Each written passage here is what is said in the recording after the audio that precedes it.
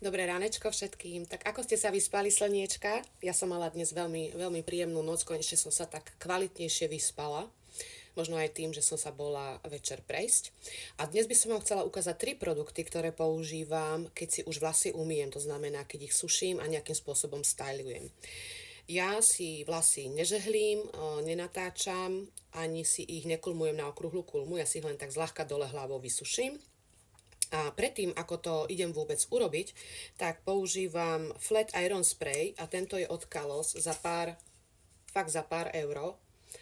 A naozaj je to cítiť, keď si ho dám a suším si vlasy a keď si ho nedám a suším si vlasy. Hej, ten vlas je naozaj chránený a má potom aj takú pružnejšiu ako keby štruktúru. Hej, tým, že ja si ich nenatáčam, ani si ich nejakým spôsobom na silu nemodelujem, len si ich zľahka suším a dole hlavou si modelujem prstami vlny. Keď chcete, môžem vám to niekedy ukázať, že ako si robím takýto účes. Ten v tom predchádzajúcom videu to bolo vyslovene vyfenované dole hlavou a len tak rukami som si stlačila vlasy, aby som si vytvorila také vlny. Takže tento by som si chránila vlasy. A potom si dávam, keďže ja mám mierne zvlnené vlasy, ja chcem zvýrazniť tie vlny, tak si dávam od Kalosu Shine Curl Essence. Hej, čiže vlastne v podstate ono mi to pomôže modelovať tie vlny a ešte mi to dodá vlasom aj taký jemný les. Na videu ste videli, že sa tak leskli a myslím si, že spôsobil to aj tento Shine Curl Essence od Kalos.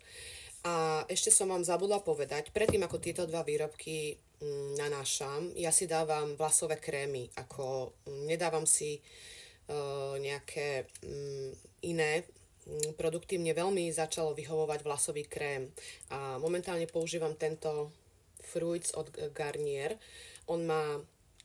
Je dosť silný, čiže v podstate niekedy ani cítim, že ho ani nepotrebujem použiť po každom umytí, ale keď už cítim, že tie vlasy sú také, že strácajú ako keby takú hebkosť alebo niečo podobné, tak v podstate vtedy si malé množstvo vytlačím na ruku a vmasírujem to v podstate do polky dĺžky vlasov, nie do celých, pretože by mi to mastilo sa, ale do polky dĺžky vlasov.